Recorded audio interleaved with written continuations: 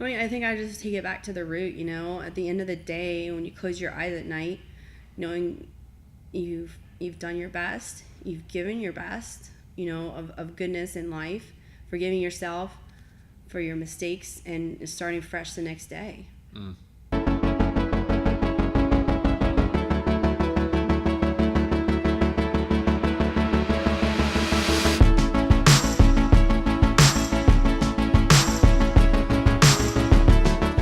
Good morning, everyone. This is Jared Bass with Mark McCain, and you are listening to Triumph Every Day, where we discuss the journeys that shape the lives of our guests and how it brought them to where they are today. And we have Jennifer Lynn with us today. Jennifer, we've known each other off and on for a couple of years now, actually. Actually started with you running for the Woman of the Year. Correct. Is that correct? What year was that? That's what we were talking about 2 years ago, believe it or not. Yeah? Memorial Day. Wow. That was a long time ago. I do remember being very hot that day. It was the Murph. Yeah. It's always hot for Murph. Yeah. It always, every year. Yeah. It is. It's like the first really hot day. Doesn't matter. What was that like for you watching that? Like watching it? Yeah. Never really being exposed to maybe CrossFit before and like seeing this crazy workout. Well, I think I had enough of a prior knowledge of CrossFit that I was familiar with the formatting. So yeah, you kind of knew what to expect. A little bit, yeah. Yeah. But I think, it's good to see the camaraderie. Yeah. Yeah. You guys have a good community here. Thank you. Yeah. It's probably also thinking like... Well, that's very polite of you to say that. Because I would have been like, what the hell are these people doing? I still wonder that sometimes. With a weighted vest on? But after you can kind of contextualize it, like you said, with the community and stuff like that. But I'm always curious to hear, like what people think. Yeah, especially when you walk in some of those days and it's like people like flying on the rings and doing handstand push-ups. As recently as I think a couple weeks ago, my wife, she doesn't do CrossFit. She did for a little while and kind of got into yoga a little bit that we have here, and they were doing yoga up at this space where we're having the podcast, and one of our members was being a little dramatic down there after a workout, like kind of on the ground. Yeah, you could guess easily. And she's yelling, like almost like they thought like something was wrong to the point. And all the the people that come to yoga regular are just like, why would you do that? That doesn't look fun. Anyway, I digress. So Jennifer, why don't you kind of just give us the little 60-second, like who you are, where you're from, family, all that kind of good stuff. So originally from New York. I lived there until my dad got a job transfer to Indy. And then I got a scholarship to come to Xavier. And I was a piano and voice major at Xavier and a scholar. And I taught since 96. I have my own piano and voice studio. And in the meanwhile, I was pursuing a way to supplement my income, because with private lessons, you would have like a 3 to 7 window, because it's mostly children every day. And so at that time I was, I had a coffee job or waiting tables, and I just didn't want to do that forever. Right. And so this is going to be a funny roundabout story, but I at the time was single, and my now husband was at this coffee shop, and I was there with my brother, and he was like, you should go out with that guy over there. I was like, all right, come on, let's go talk to him. So we went over. The rest is history. Yep. And we sat next to him, and I'm fast forwarding some details, but he actually was teaching yoga. And of course, I wanted to impress him. And so I went to his yoga class, and then I started thinking, oh, I could do this. Yeah.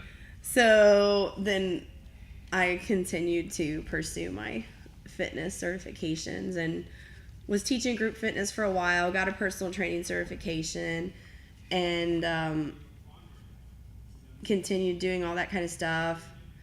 Once I got all established, I was working at a facility as a contractor, which was great, but I kind of wanted a little more ability to run certain programming and, just make my own decisions. And so then the opportunity presented itself in 2012, and I opened Fit Philosophie. Yeah. Very cool. Yeah, it's a lot of information condensed there. So I want to go back just a little bit. Yeah. So, what age do you move from New York to Indy?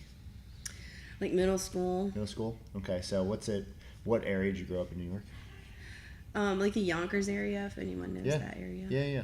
What was that like, kind of growing up, going from there to Indianapolis, going from kind of the hub of urban and to probably suburbs somewhere in the Midwest. Right. It was quite challenging. Yeah. Actually. Yeah, I'll bet. It's probably just the same challenging, if you can imagine, anytime you just go somewhere where you're completely uncomfortable and trying to fit in. Yeah, it was really an adjustment, but I think there's good people everywhere you go. Yeah. You just got to find them. Oh, I like that. Yeah, absolutely. What kind of challenges did you have moving from there to Indianapolis and then to here? Well, one of the, I guess, couple of the main things that I remember, we walked everywhere. When I lived in New York, we walked to school. Yeah. And we walked to the grocery, and we walked everywhere. And in like suburbia, that's really not an option. Yeah. At least where we lived. Walk to your neighbors. Yeah. You can't walk to the. So that was interesting. I also went from living in an apartment to a house. That was also interesting. And having like the whole neighbors thing, because when you're in New York in an apartment building, you don't really talk to your neighbors. You just go about your business. Yeah. People don't really like to socialize so much. Yeah. But then you got barbecues and so I think that's a nice thing about the Midwest. Yeah. People are a little more trusting. Yeah, I agree. I do remember the very short time that I lived in New York was very lonely, coming from here first, where hey, how's you? Right, everyone's like, hey, what's up? How's it going? Yeah, like even people you don't know, you could talk to somebody, but everyone's just head down, like just go, it's true. There really is a big change there. Yeah. So that's a positive change. I like that. Yeah, and then you said you went from Indianapolis, and then was that college? Right, Xavier. Yeah, Xavier. So you ended up coming just for college, moving to Xavier, and then you've been obviously here ever since. Right. Your parents still in Indianapolis? No, they moved here. Yeah. Yeah. Oh, there you go. So they live here now, which is really nice. go. That's nice. So what's it like, maybe some of the, because I can't imagine what it's like getting a degree in teaching and all this kind of stuff for piano and voice. I mean, that's a different path than most people are probably, most people are business majors or finance or something like that. Right. What's that kind of like, getting a degree in the world of music? Arts. Yeah. I think it's a good preparation for life. Yeah. Because you have to be on stage in front of people on a very regular basis. That's true. That's what it was like. Sorry that you were regularly kind of on stage in front of people. This was something you started when you were real young, playing the piano and singing. Yeah, I started when I was 7. Oh wow. And so I do think it's a great life skill to, from a young age, be in front of a group of people Sure. under stress and be able to perform. Because that's kind of life, right? You got to be able to get up every day and present yourself to the world. Yeah. Yeah. And I think music actually is a great tie-in to fitness. People are so driven by rhythms and beats, and especially with certain classes, being able to understand beats per minute. And if you want the pace of the class to be a certain pace, you can coordinate that with your music. And Yeah, absolutely. Very interesting. Absolutely, because that's it's funny too, because the arts get kind of a bad rap for like your throwaway degrees. Especially now, where it's like, what are you going to do with a fine arts degree? And it's like, well, again, it depends, I think, on how you look at it. Like you said, if you're viewing this as like, maybe you didn't at the time, but like, you look back on it like, wow, that really prepared me for a lot of different situations in life.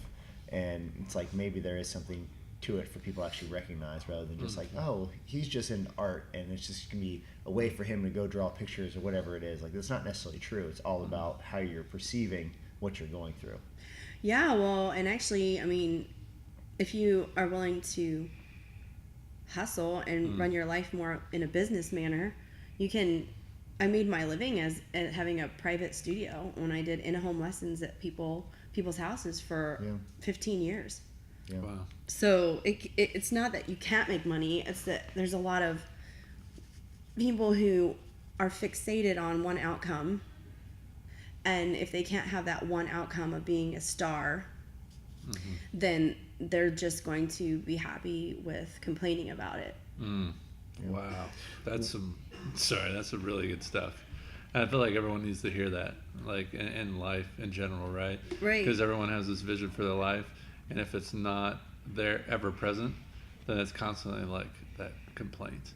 Or, like our big thing here, right? When people, so first of all, we're blessed with an amazing community, but when we see people that might dwindle off, they're not seeing the result, and they're not, the word you use, they're not hustling. They're not doing all the little things that they need to do. And I feel like that's in any I don't see avenue any of results life. since you go back and check their attendance and you were here 3 times last month. Yeah. It's not working for me. This isn't working. And I think kind of, to that point, I feel like you can make any degree work because you are the person you are. So, in any degree you're going to have tests. So you're going to have to study. You're going to have to put in the work. And then you're going to hit the job market. And, I had a business degree in it, and the job market was, crap in 08, 09. But, you can't use that as an excuse. You just have to go out there and you have to put in more resumes. You have to work. And, sometimes you get a bad shake of things and whatever. But I think that's life in general. When you look at the fitness spectrum, some people don't have as good a genetics as maybe someone else, and maybe you're not as lucky as that person. But I think the X factor in anything is that hard work, that hustle. Yeah. I agree. So we've touched on that a couple times now. Where did this kind of entrepreneurial mindset come from, this business mindset come from? Is that something that was maybe still a long time ago, or is it something you grew into later on? Well, I think I never cared for management. Yeah. I mean, when I worked in restaurants, especially corporate, a lot of the corporate restaurants, the guys who were the general managers actually had never waited tables. And I thought that was kind of ridiculous. Because you can't relate to that at all. empathy. They have no idea what's actually you're going through, right? Right. They're following the manual. And the manual might not be the best course of action on how to deal with a situation.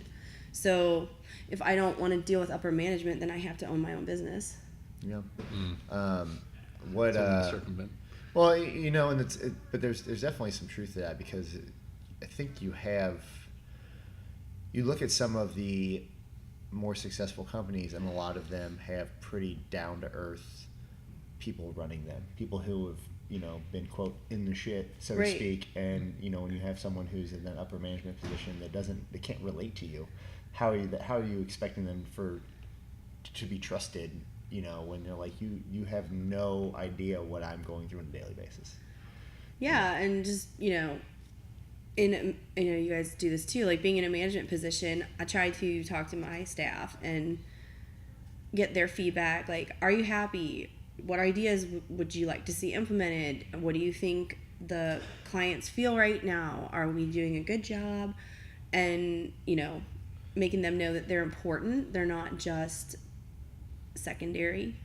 I mean, I still remember, there's a specific incident where I was working at a restaurant, and it was a really bad weather, ice, snow, and we were required to wear certain shoes as girls. Okay, so I parked in this spot, and I walked into work, and the guy who was the manager was like, I'd been there, just so you know, almost a year. He said, "Excuse me, young lady," and I'm like, is he talking to me? like what? You know what I mean? I've been here a year. You don't even know my name? Wow. That's pretty bad. And I was full time. So he's like, did I see you park? Did I see you park in the non-employee parking area today? And I was like, yeah, actually you did, because you guys have not cleared the parking lot. You require us to wear shoes with heels. And this was the first available spot to get in the door and not have to sue you for falling on my ass. Yeah. So it was just like, you don't know my name. Your first approach is, why did you park there? And when I called him on it, then instead of apologizing for his poor behavior, he got on the phone to call maintenance and find out why they hadn't plowed and shoveled the parking lot. There's 2 things there that stick out to me. One, the big one there is him not owning up to, like, oh, crap, you're right. That's the big one. And then, the other one is there's obviously this, like, I'm better than you complex of, like, you're below me, young lady, like, what are you talking about? Like, you know my name. I mean, that guy was rough. Another time I definitely feel like he was a person that made me realize that was not my calling in life. He said, yeah, and then you can thank that person later on, yeah, like, thank you for showing me. Thanks for showing me that I don't want to do this. Yeah. And I think too, there's a big there's an underlying tone of that's why a lot of people are stepping away from, like, this kind of corporate scenario of, like, why they don't want to be in those situations, because it's there seems to be these, like, tiers, like, well, I'm better than you because I'm at this level and you're at this level. And I think the way we try and run things is we try and bring our people up in as much as we possibly can to where we're at, giving them ownership of their job, giving them roles that, like, they can make whatever they want, rather than us saying, like, you have to do it this way. There's certain policies and procedures that have to be put in place, like closing duties and things like that, the way you treat people. But for the most part, it's like we're open to any and all ideas. Is one of the best parts about owning a business. Yeah. You can do whatever you want to make money. I think you have to, any good kind of entrepreneur business owner, they have to show that they're not afraid to get their hands dirty, and that they're appreciative of each and every one of their customers or employees right. especially. And a thing that actually just popped in my head, I was talking to one of our members who works for Amazon. We have a couple veterans that work for Amazon, and Amazon, Jeff Bezos just flew everyone out to Arizona and paid for their overnight stay, all their veterans in their company, and he gave a private talk to all of them. And after the talk was over, he stuck around and shook every single one of them's hands. Gabe? Yeah, Gabe was telling me about that. I was like, man, the richest guy in the world. Yeah. Like one of them. He's definitely up there. in America. Yeah. He's a 1%. Yeah. I mean, clearly. But he told a story about just where he started from, and everyone called him crazy. He's like, I used to have to drive all the books that I sold to the post office, and they were laughing at me, calling me crazy. Like, what are you doing? You're selling books. There's like, where are you selling books at? Online or people? So anyway, I just thought it was, to that point. And Gabe's like, and again, very successful guy, busy life, all that stuff. And he's like, I'll never forget that moment. He shook my hand and he thanked me and said, "You're the difference, in this company." And that was powerful. And that's a key differentiator. I think that there are a lot of good things about the corporate model, as long as the leadership is there. Exactly. There's a photo of, I actually brought it up because Gabe was telling me the story, and there's a photo of Jeff Bezos sitting in an office about the size of these couches that we're sitting in, and just crap all over the floor on a desk, and literally just spray paint on the wall was Amazon.com. That's awesome. And blue spray paint. And you're just sitting there. It's an old CRT monitor, those big boxy ones, sitting on top of books. And it's just like, that was the start. So again, to have that vision, have that mindset, but again, also knowing that he went through a lot of those tough times, so that he does have an idea. Perspective. Exactly. I do want to get to a little bit of the fitness side of things. So, like you said, you kind of went the roundabout story of meeting your now husband and things like that. Right. So having this kind of piano business, and then what did you take from that moving into the fitness side of things when you opened up Fit Philosophy? Well, I mean, I think it gave me a lot of practice. Yeah. At, honestly, when you first start working, it's weird to tell people this is how much something costs and, like, have them write you a check and give you money. Right. Do you ever feel weird about that? It's been 5 years in October, and it still feels weird. Yeah. You know what I mean? Like, you setting your prices and then, like, saying them. Sometimes you're like, whoa, because when you're a teenager, you make, like, your minimum wage job, and then you have a grown-up job, and you're like, wow. So it was good practice for preparing to do all that kind of stuff. I think I got the hang of, they always say your first business is your hardest business because you don't know what you're doing. and then you keep getting better with every business that you open. Sure. Maybe just go through everything that Fit Philosophy does to people who don't know. Okay, so we have all the Pilates equipment, so we do all of that. We have TRX, we have spinning bikes, rowing machines, we offer yoga, we offer bar, and a fit camp, boot camp type class. And it's small group, it's a small place, so on average you're looking at 4 to 8 people in a class, which is a big appeal to people for a number of reasons. If you're self-conscious, or you really like that one-on-one attention but at a better price point, and again the community factor of really making friends. If you're in the same class every Monday, Wednesday, and Friday with 4 to 6 people, you're probably going to become a little bit of friends. Sure. Hopefully. So those are, and then of course we do private training and off-site stuff too. And one of the things you touched on was obviously community. That's one of our strongest points here is establishing a community, establishing one that is kind of self-thriving their own. I heard someone over the weekend, they had people over from the gym. Like there's not a lot of communities where like you're not going to go to LA Fitness and be like, hey, I met this guy, and him and his wife are coming over for dinner. Like, what are you talking about? It's so weird. Exactly. What do you think it takes to build a strong community within your business, within your gym, your facility? Well, I do think some of it's leadership and facilitating conversations.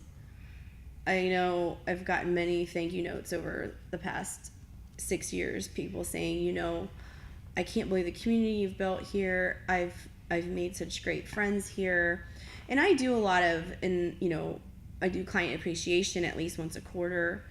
I do a holiday lunch with some of my clients who have been with me for 6 years. I've taken all my clients to a Christmas concert. So I do a lot of appreciation, and that helps them to talk to each other outside of the studio as well. Sure.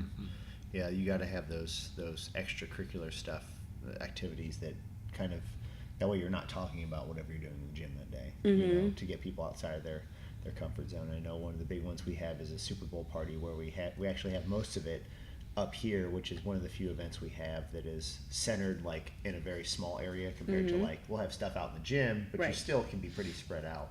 Here it's kind of like everyone's stuck in one little spot, so it's like you're going to start talking and having some fun. So excuse me. So when you are taking these people out to lunches and things like that, are they, I guess what I'm looking for, are they now expecting it, or do you change things up to where it's... No, it's not like an expectation. Yeah. It's just something that it's out of kindness. Sure. And they love it. They look forward to the different events that we have. And very cool. No, I think that's all good stuff. Do you do stuff similar with your staff, like the kind of team build within Yes. people? Yeah, I do.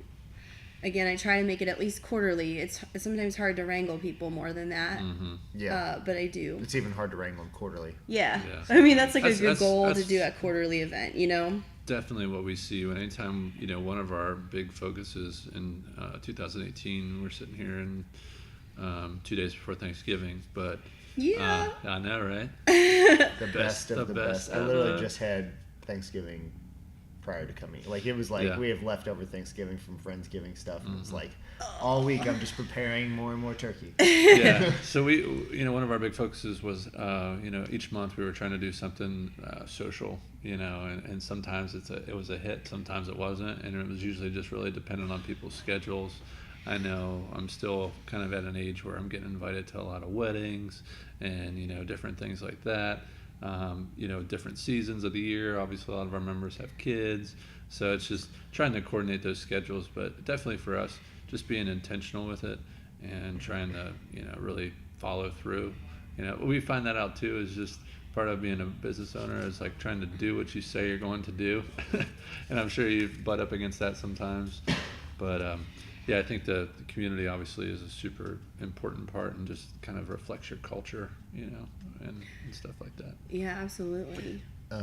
One of the things you touched on a little bit was having a smaller class size and people that are self-conscious. You obviously probably know your target market at this point. You've got a pretty good idea, nailed that down. What are you providing for them as far as like what I guess one of the things that we always say is we try to meet people where they're at. For whatever reason, people hear the word CrossFit, and I think there's enough YouTube videos and videos of CrossFit games out there to see like, well, that guy looks like that, or that girl looks like that, and they can do this. I don't want to look like that, or there's no way I can do that. And we're always telling people we're going to meet you where you're at. If you've got a bum knee from an injury you had years ago, or you're just deconditioned and have never done anything, we will meet you where you're at and build from there. And it's kind of an uphill battle, especially in Florence, Kentucky, for whatever reason. But what are you doing for a lot of your people who come in that are really self-conscious? How do you kind of get over that hump of like you're going to be okay? Well, I always do like an intake, or I'm always the first person that a person will contact if they're interested in coming to the studio. So we'll almost do like a little interview. It could be on the phone, it could be in person, depending.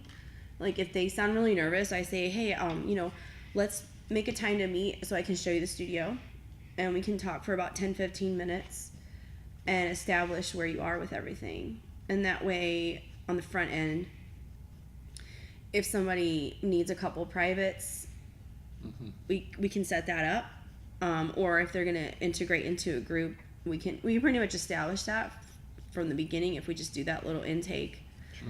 And that way, when they start out, they feel successful. That's really the biggest thing. Yeah, we try and tell people, I know Mark says it a lot, like you got to give people wins.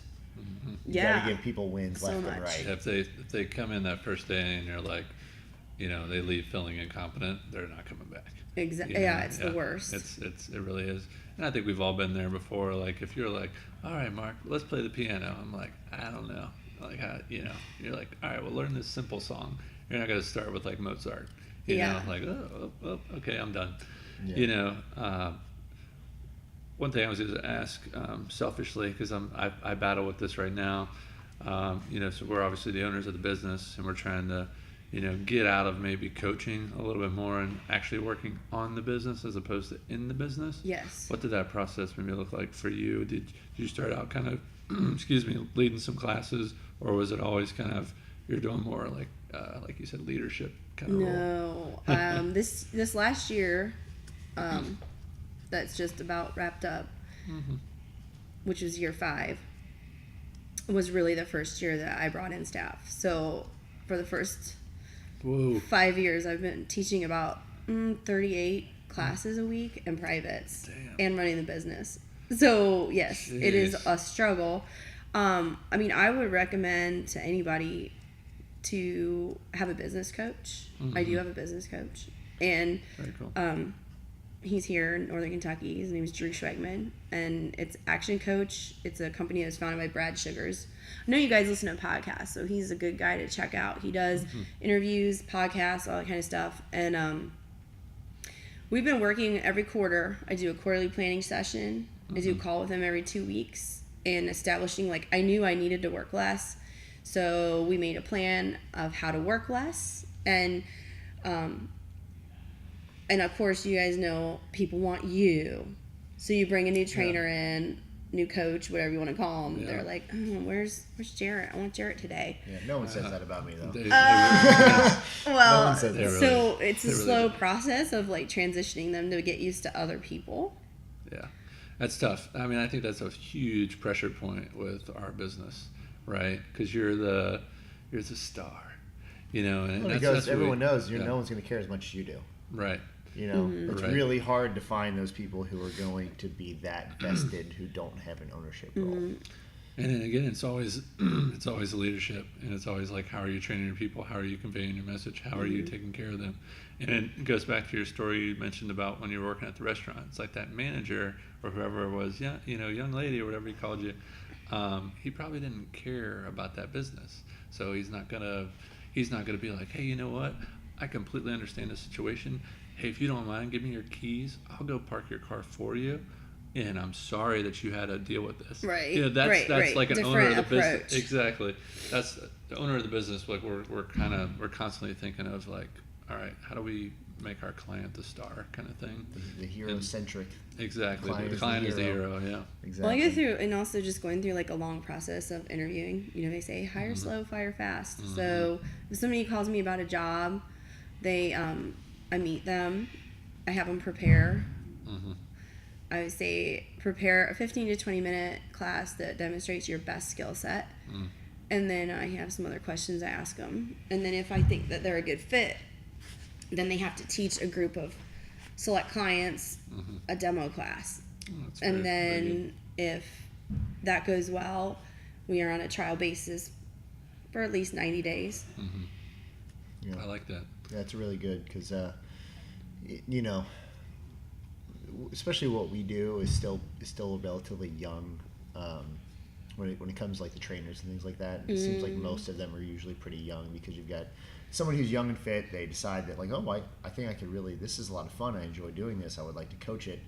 And especially when it comes to our clientele, which our average age is generally above your mid to upper 30s, like you're kind of past the point of being impressed by a 22-year-old.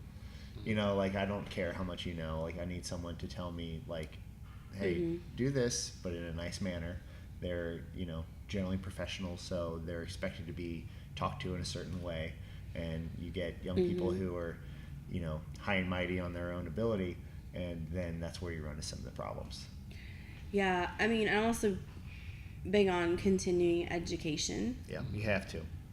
Absolutely. And resume, I need to know your experience too. I mean, I'm not against hiring somebody who's less experienced if they're willing to improve and grow and do some mentoring and shadowing and that kind of stuff. But I would say all the instructors who currently work at the studio, they're like exercise science degrees, nutrition degrees, and post-secondary certifications. Yeah, it's really cool. So where does the second business, which is relatively new, correct? Where does that fall in? So when I'm on master trainer, which means that I travel and train the trainers, train the coaches. Sure. And when I was at a summit in California last January, they had a surprise for all of us, and we did a sound off experience.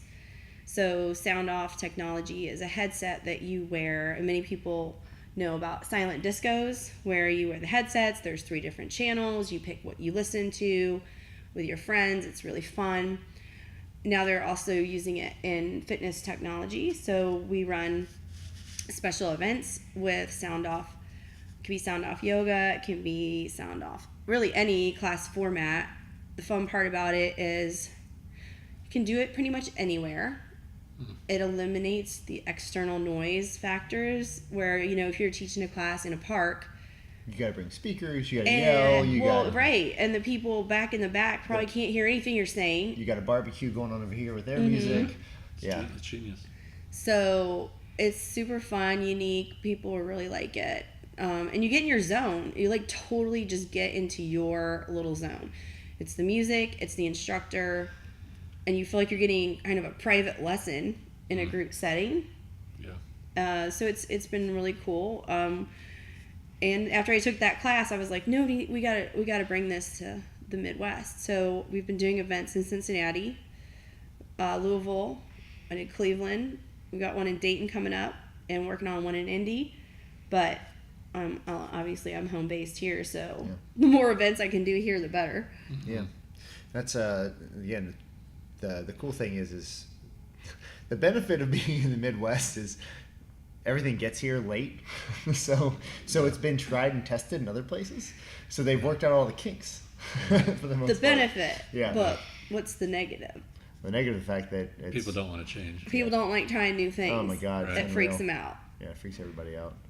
Yeah, so trying to get people who are a little bit more adventurous. Now the cool thing is as you see, places like, Cincinnati really start to pick up and especially with the influx of people and young professionals coming in, you do have a little bit more adventurous spirit. Definitely. It's getting better all the time. It is definitely getting better. If we can only get, people to try fun things out in Florence. Florence is like the hub of Applebee's and Fridays. It's like everything here is like a corporate chain. It's the weirdest little area. So slowly but surely we're getting there. Slowly but surely. You got the first Core Life eatery. That's Yeah, right. that's That's random, right? That's a big deal. It's so random. But there's Wayfair moving in. The Amazon's going to be close. Doing a big deal. Yeah. So there's a lot of jobs. There's a lot of jobs happening in Florence. So anyway, it's always good and bad. If you find the perfect spot, let us know. Right. Yeah. So you have the 2 businesses now, and you also have a family. Right. So what's your current family dynamic like? Well, my husband is great. He's an accountant. His full-time job. He's an accountant. So he went from teaching yoga. Well, that was always a side gig. And then you went the other route. Interestingly, he did actually work for many years in the Department of Corrections in the juvenile department. Really? So that was a big career change to go from that to accounting. That is huge. I mean, that might be the first I've ever heard. Yeah. Yeah, we're going from, I can imagine there would be some huge upsides and downsides to doing that. I feel like you would just be bored constantly, but also feel not bored. somewhat relieved. Oh, you mean with the accounting? Yeah. Oh, yeah. I was going to say, not with the other job, man. No. That's some craziness. But, so he is very, and has always been, a great support to me. Because, it's kind of a big deal when your significant other says, I want to open my own business. That's a big risk, no matter who you are. I guess, if you had an indispensable amount of money. But for regular people, it's a big deal. Yeah. And so he's great. And we figured out a system, because we do have a 4-year-old. So that was a big, like you guys may one day have a family. That's an interesting juggling act. But the cool thing for you, if you do have a family, do you have any kids? No. Nothing Okay. knows about. But that's one of the best things about having my own business is I've been able to bring my daughter to work with me. She works out with me. That's cool. And so from being a baby, she's just seen that healthy lifestyle. Sure. And she thinks it's fun and great. Yeah. And that's really cool. And normal. Right? Like, this is a normal this is thing. just what you do. You go and that's mommy's work. We go exercise. Yeah. So that's really cool. And we figured out how to juggle all that. Yeah, what are some of those challenges you had to learn how to juggle? I feel like when you become a parent, you want to have the most time with your kid that you can. And when they're little, right now I'm actually lucky because with our bizarre work schedules, right? Like we start early, 5 a.m. Yeah. And then then we have like that afternoon time, which is great when your kids aren't in school because you just hang out with them. And Yeah, that's true. then I go back to work at night, right? You go back, like it's just the weirdest schedule ever. But when she starts school, that's part of the whole, what you were saying, you need to get out of your business. I know that when she starts school, there's going to be after school stuff, and I don't want to miss out on that. So just not wanting to miss out on your kid's life because of your business. Yeah.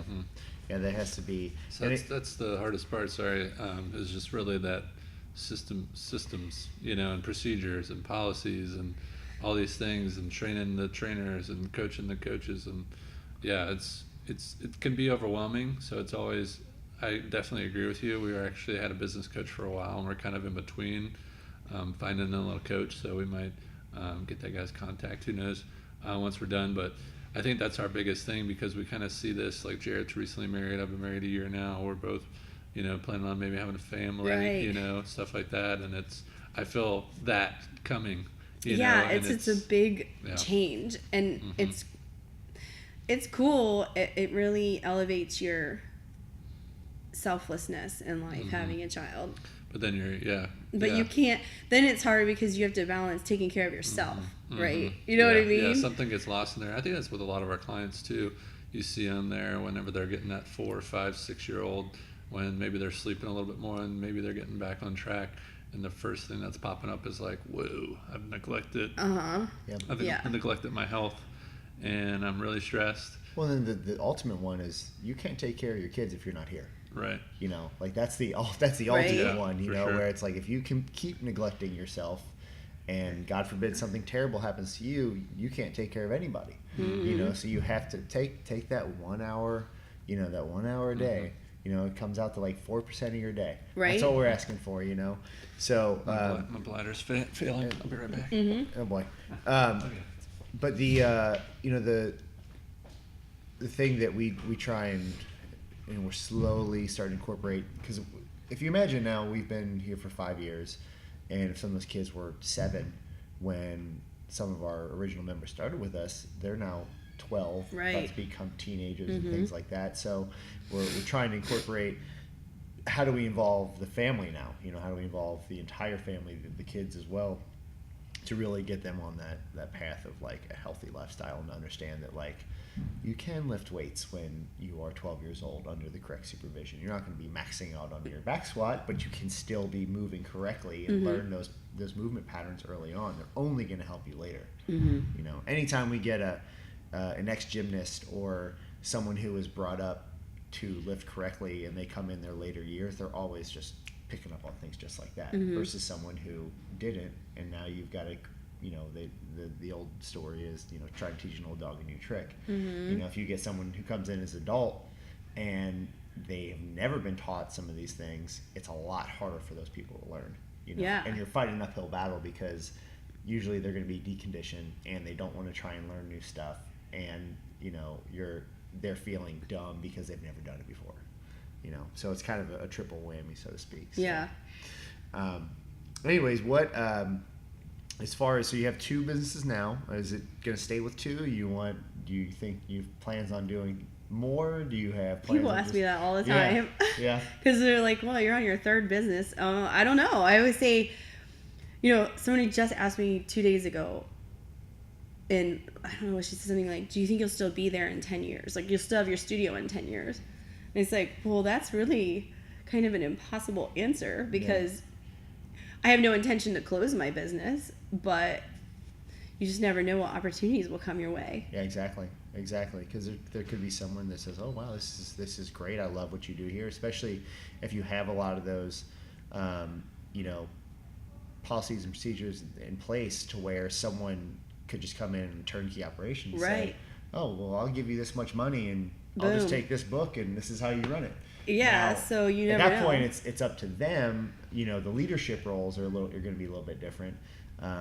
You know, how they run things may be a little bit different than yours, and that's always the kind of risk where you see some of those small businesses that get bought up where they go out and franchise. You know, I think you see it sometimes at restaurants where you see like a new franchise pop up and it doesn't work out because that original spark is not there. Yeah, and I mean, the other thing I'm looking at as far as future, I mean, you guys know, because we met under the circumstance of charity and fundraising, is that's always an important thing to me. So I've actually been working on maybe establishing a non-for-profit. I'm just in the research phase of that, because I'm completing my trauma training, Warriors for yoga. Okay. So it's post-traumatic stress, addiction and recovery, retraining your parasympathetic nervous system. It's just really interesting. It's like a 140-hour therapy program, and possibly making another arm that extends to dealing with a different population altogether. Sure. Yeah. So that's something important to me too. Yeah, That's we're awesome. we're always trying to figure out different ways to help the people around us, and we do very, very on a much smaller scale. Like right now, you know, it's 2 days before Thanksgiving. We have a canned food drive, and that turned from just collecting canned goods and giving them to somebody to now we have a workout that's involved with the entire gym, to where people bring in canned goods, and the workout is denoted by what canned goods they bring in. So if you bring in a can of green beans, you do a burpee. If you bring in a can of corn, That's funny. but the point is that you kind of gamify things a little bit, and get them involved rather than just say, hey, bring in canned goods. We're going to donate it to somebody. you know, and we've done things that this past Memorial Day, we actually had Brandon come in from Purple Hearts and Heroes, and he was a wounded veteran. I think he's, what he told me, like on his 16th surgery or something ridiculous like He's that. an incredible human being. Yeah, he really was. He's doing way bigger things than we are, honestly. But it was nice to be able to help him out. We did a little fundraiser for his business, Purple Hearts and Heroes. Shout out to that. Basically, he takes people, veterans suffering maybe from PTSD or just young children with disabilities, and teaches them how to hunt and fish. Yep. So it's pretty cool. Takes them out in the nature and gets a little therapy and helps cool. him out and shares his story. It's very powerful. But I think that just to hop in, I think that's one of the things we're kind of outlining for next year is like trying to get involved a little more charitable, even like more intentional, as opposed to like, it's good to do stuff kind of more not like random, but like kind of what you're saying, like figure out a cause and kind of really support it. Sorry. No, there's another thing that we do, both Fit Philosophy and with my Sound Off stuff. It's called B1G1, and that is buy one give one. It's an international company based in Singapore, and they have an amazing platform. It's for B2B. So and you guys could do the same, is you can designate. They have, I can't even tell you how many charities, over 500, maybe 1,000, that have been thoroughly researched and vetted, and they meet all the standards of the UN. So before they can become eligible, they have to go through this process. Yeah. And so you're not just giving to some guy. Right, and they actually do site visits, and they travel to the different places. That sounds It's awesome. really, really cool. So anyway, you take so like for example, at my studio we sell those little bar socks that girls wear, right, for bar class, and so every time a bar sock is purchased, it shows you on the website, we donate to this cause. Yeah. Every time you buy a class pass, I donate to this cause. Every time we do a Sound Off event, a child gets a day of hearing. And so like it's a way as a business that you can give back, and it's all about daily giving. And they also have a personal giving. So like every time I buy a cup of coffee, I make a donation. Every time, like it's just my own thing that I do. So that's just another way that you guys can give back. And it doesn't even impact your clients because they don't have to give it. They're just buying a pass. Right, yeah. And you're giving something back to someone. But through that, it almost creates like culture. Yeah. Within, you talk about like community building and stuff like that. What better way to have your fingerprints all over the world? Exactly. And that's what I love about like Tom's shoes and stuff. I don't even want like buy Tom's shoes, but you know what I mean. But you like them. But I like them, and I don't really know much about them, But I know that every time you buy a pair of shoes, someone else gets a pair of shoes in Africa or wherever else, right? And I think that's awesome, It's pretty special. And I don't think anyone's gonna be like, "Well, that's stupid." You know what I mean? Like I feel like there's universal truths to like, and charitable giving is always a good idea. Always. A kindness. Just living out of kindness. Like that's another fun thing with having a kid is we talk about that. We just practice kindness to others in any way we can. That's huge. Especially now with, obviously everything's more viral these days. Bullying's always been around forever. Right. But now especially it's being more spotlighted, and and again, I don't have kids, but it would be tough to deal with that. Like if your son or daughter's a bully, or being bullied. Yeah, or being bullied. Either one is honestly a tough deal. Well, I think part of what you guys are talking about too with your future is, it's the studies are talking about with kids. You give them a purpose. You give them things that they can attach to that are positive. Exercise is super positive. It produces positive chemicals in your body. And so that's just one way that you guys are contributing. Sure. No, absolutely. So as we kind of wind things down a little bit, we always ask the same question to pretty much everybody that's on here. It's a pretty simple question, but everyone's always had a different answer. It's just a very simple question of what is your definition of success? Simple question, huh? Yeah. Super simple. Oh, that's not a simple question. That's tough. I mean, I think I just take it back to the root, you know, at the end of the day, when you close your eyes at night, knowing you've done your best, you've given your best, you know, of goodness in life, forgiving yourself for your mistakes and starting fresh the next day. Yeah. I like that forgiveness piece. That's huge. So I think so many times we can beat ourselves up, especially right. as business owners. You're like, oh, I can't believe I said that thing, or Everybody is tough. 'Cause We're all you're- our worst critics, right? Absolutely. I think that's part of the magic, right, of finding success, is just like you said, defined it really well, is dealing with our mess in our own unique way, whatever that looks like, and being okay with it. And being grateful, right? It's Thanksgiving week. Thankful for all we have. Because I'm always just like mystified by that. It's always highlighted at this time of year, but especially think about it when it's cold. Yeah, I agree. Where can people find you? Website and things like that? So at Sound Off Cincinnati or soundoffcincinnati.com, and then Fit Philosophy or at Fit Philosophy IG, and of course we're on Facebook for both of those. So thank you for having me on the show, guys. It was fun to talk to you some more in depth, because Absolutely. we're all so busy. That's a hard thing about being business owners. You don't really get a lot of time to spend with other business owners. Well, as you mentioned, we get this weird time of day. We do most of these around lunch, right. and as long as it links up, then It's almost like there's a lot of the moms that come in, like a lot of them come in like, it's like, this is the only adult interaction I have all day. It's like, this is the only non-client to owner interaction we get all day sometimes. So thank you again for taking your time out to come up here. And thank you all for listening to Triumph Every Day. Make sure you subscribe on YouTube, iTunes, and everywhere else your podcasts are found. You can find us on triumphstrength.net, on Instagram at triumphstrength, and Facebook at facebook.com/triumphstrength. Thanks again.